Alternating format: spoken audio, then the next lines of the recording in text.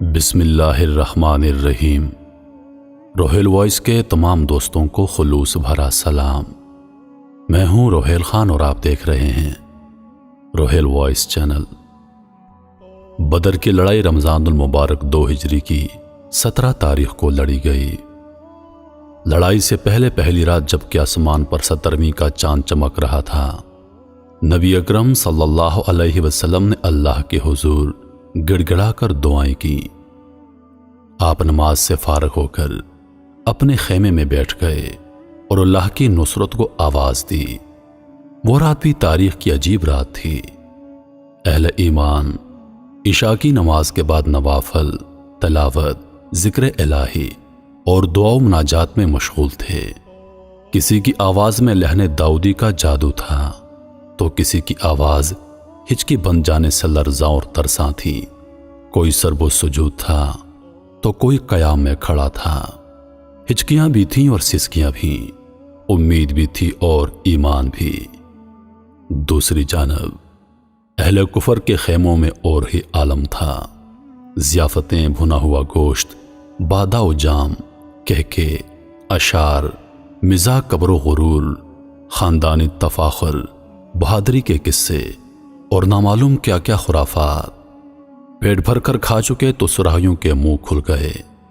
نرم و نازک تھرکتے ہوئے جسموں اور پائل کی جھنکار نے سب کو محصور کر دیا۔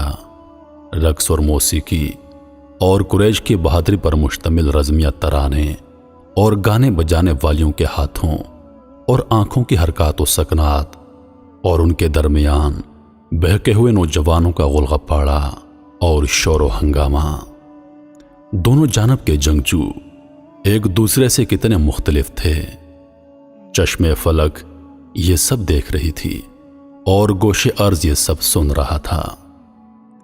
آسمان کی بلندیوں پر چاند مشرق سے مغرب کی جانب رواں دواں تھا۔ صحرا میں چاندنی پھیلی ہوئی تھی۔ منظر بے حد دلربا تھا۔ چاند سر پر آیا، رات کا آدھا حصہ بیت چکا تھا۔ اب ہر جانب ہو کا عالم تھا۔ جنوب میں قریش کے خیموں میں تھرکتے ہوئے جسم تھک کر سو گئے۔ جام کو گردش دینے والے خراٹے لے رہے تھے۔ قالینوں پر جگہ جگہ بادہ ساغر اوندے بڑے تھے۔ اونٹ کا بھنا ہوا گوشت اور انگور کی نفیس شراب، اپنی طاقت کا غرور اور قریش کی عظمت اور نخوت کا نشہ، ان سب چیزوں نے اہل خیمہ کو مدہوش کر رکھا تھا۔ دوسری جانب ذرا فاصلے پر شمال میں فاقہ مستوں کے خیموں میں بھی اور رات بھر دعائیں کرنے والے عابدین تھک ہار کر سو گئے۔ دعائیں مانگی گئی، آنسو بہائے گئے اور اللہ کی رحمت اور نصرت کی امید پر پہلو فرش پر ٹکا دیے گئے۔ اب ہو کا عالم تھا۔ نہ کسی پرندے کے پر مارنے کی آواز، نہ درندے کے دھاڑنے کی صدا، نہ کوئی پرندہ سکوت کو توڑنے کے لیے متحرک تھا۔ خیمے کے دروازے پر جان نثار رسول صلی اللہ علیہ وسلم صدیق اکبر کھڑے ہیں۔ خیمے کے اندر آفتاب رسالت جلوہ فرما ہیں۔ اس خاموشی میں بس ایک آواز ہے جو سنائی دے رہی ہے۔ یہ اس کائنات کے سب سے بڑے اور سب سے سچے انسان محمد الرسول اللہ صلی اللہ علیہ وسلم کی صدائے التجا ہے۔ خیمے کے اندر سے آسمانی چاند کی کرنیں اندر داخل ہو رہی ہیں اور زمینی چاند مہتاب نبوت کا منور چہرہ صاف نظر آ رہا ہے۔ آنسوؤں کی لڑیاں موتیوں کی صورت میں چہرہ مبارک پر جذب ہو رہی ہیں۔ کندھے سے چادر بار بار گر پڑتی ہے، ہچکی بن گئی ہے۔ ایسے میں سب سو جائیں تو سو جائیں، مگر ابو بکر کو نیند کیسے آ سکتی ہے؟ وہ رات بھر سے کھڑے ہیں، چادر بار بار اٹھا کر شانہ مبارک پر رکھتے ہیں۔ نبی کریم صلی اللہ علیہ وسلم کی کیفیت کو دیکھ کر ابو بکر کا کلیجہ منہ کو آنے لگا اور عرض کیا، حسبکا یا نبی اللہ۔ این اسی لمحے سرور دو عالم صلی اللہ علیہ وسلم نے سر اٹھایا اور فرمایا، اے ابو بکر، خوشخبری سن لو۔ جبریل آئے کھڑے تھے، فرشتوں کی جماعت صفا بستہ حاضر تھی، وعدہ ربانی پورا ہو گیا تھا، دعائیں قبول ہو چکی تھیں۔ نبی کریم صلی اللہ علیہ وسلم کی دعاؤں کا تفصیلی ذکر حدیث کی کتابوں میں ملتا ہے۔ جب آپ دعا کر رہے تھے تو آنکھوں سے آنسو مسلسل بہہ رہے تھے، چادر کندھے سے بار بار نیچے گر جاتی۔ آپ نے اللہ تعالیٰ سے یوں دعا مانگی، اے اللہ، یہ قریش کے لوگ ہیں، اپنے تکبر اور غرور کے ساتھ آئے ہیں تاکہ تیرے رسول صلی اللہ علیہ وسلم کو جھوٹا ثابت کر دیں۔ اللہ، جس مدد کا تو نے مجھ سے وعدہ کیا تھا اب وہ آ جائے۔ اے اللہ، اگر یہ مٹھی بھر جماعت آج ہلاک ہو گئی تو قیامت تک تیرا نام لینے والا کوئی نہ ہوگا۔ اے اللہ، کل ان کفار کا کام تمام کر دے۔ ایک روایت میں ہے کہ آپ صلی اللہ علیہ وسلم نے اللہ پاک سے یوں دعا کی، اے اللہ، اس امت کا فرعون ابو جہل بچ کر نہ جائے۔ کچھ دوسرے سرداروں کے نام بھی ملتے ہیں جن کے قتل کی آپ صلی اللہ علیہ وسلم نے دعا مانگی تھی، ان میں سے ایک بھی بچ کر نہ جا سکا۔ نبی کریم صلی اللہ علیہ وسلم کی دعاؤں کے مجموعے حدیث کی مستند کتابوں میں ملتے ہیں۔ نبی کریم صلی اللہ علیہ وسلم کی دعائیں نہایت جامع، پرتاثیر اور اللہ کی رحمت کو جوش دلانے والی ہیں، مگر غزوہ بدر کی دعا کا رنگ ہی دوسرا ہے۔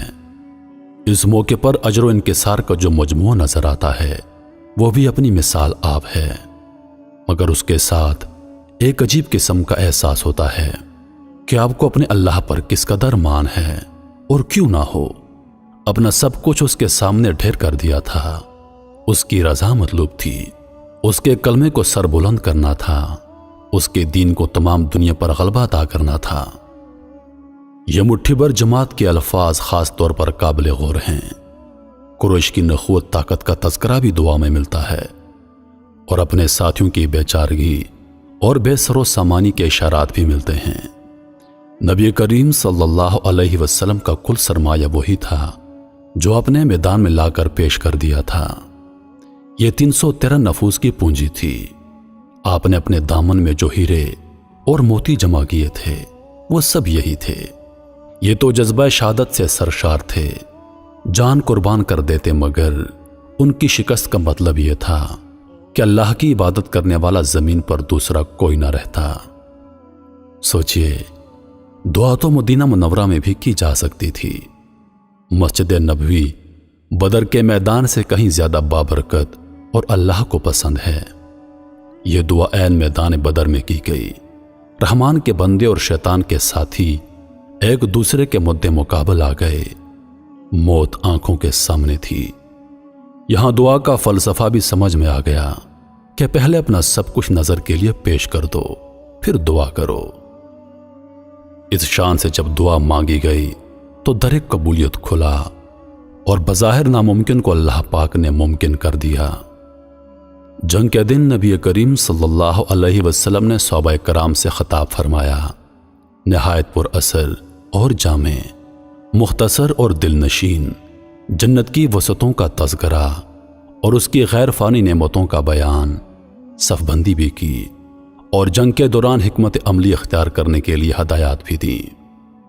صف بندی کا طریقہ پہلی مرتبہ نبی پاک صلی اللہ علیہ وسلم نے دنیا کی جنگی تاریخ میں متعارف کروایا۔ اس کے بعد سے لے کر آج تک یہ مختلف انداز کے ساتھ جنگی حکمت عملی میں جنگوں میں رائج چلا آ رہا ہے۔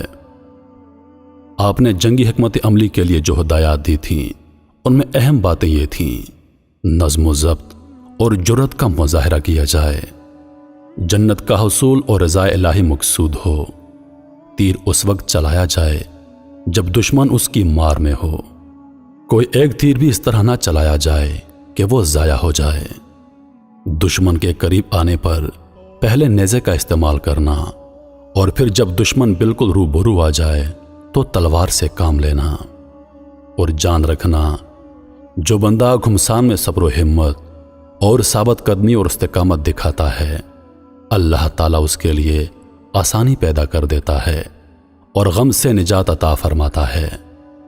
اسلحے اور تعداد کی کمی کے پیش نظر نبی کریم صلی اللہ علیہ وسلم کی یہ ہدایات نہایت مفید جامع اور بہترین حکمت عملی کا حسین مرقع ہیں۔ یہ بات پیش نظر رہنی چاہیے کہ نبی کریم صلی اللہ علیہ وسلم نے اپنے خیمے کو بطور آپریشن روم یا کمان پوسٹ کے استعمال کیا، مگر کچھ لوگ یہ خیال کرتے ہیں کہ آپ عملاً میدان جنگ میں نہیں آئے۔ یہ بات درست نہیں۔ آپ صلی اللہ علیہ وسلم دشمن سے لڑائی کے وقت میدان جنگ میں موجود تھے۔ علامہ ابن کثیر رحمۃ اللہ علیہ نے اپنی معروف تاریخ البدایہ والنہایہ میں سیدنا علی بن ابی طالب کا یہ قول نقل کیا ہے کہ یوم بدر ہم نے دیکھا کہ سخت لڑائی کے وقت نبی کریم صلی اللہ علیہ وسلم ہم میں سے سب سے آگے تھے اور دشمن پر حملہ کر رہے تھے۔ ہم جب بھی اپنے آپ کو مشکل میں پاتے آپ کے سائے میں پناہ لیتے۔ جنگ بدر اسلام اور کفار کے درمیان لڑی جانے والی پہلی جنگ تھی جس میں اللہ پاک نے مسلمانوں کو فتح دے دی۔ اس جنگ میں مسلمانوں کی تعداد 313 تھی اور کفار کی تعداد 1000 جنگجوؤں پر مشتمل تھی، جن کے پاس بہترین گھوڑے، بہترین تلواریں، بہترین ہتھیار اور عرب کے جانے مانے جنگجو شامل تھے۔ مگر دوسری طرف مسلمانوں کی تعداد صرف 313 تھی۔ اس جنگ میں اللہ پاک نے فرشتوں کی مدد کے ذریعے مسلمانوں کو فتح نصیب فرمائی۔ 72 مسلمان اس جنگ میں شہید ہوئے، جبکہ کفار کے بہت سارے لوگ مارے گئے، جن میں ان کے بڑے بڑے سردار بھی شامل تھے، جن میں سر فہرست ابو جہل ہیں۔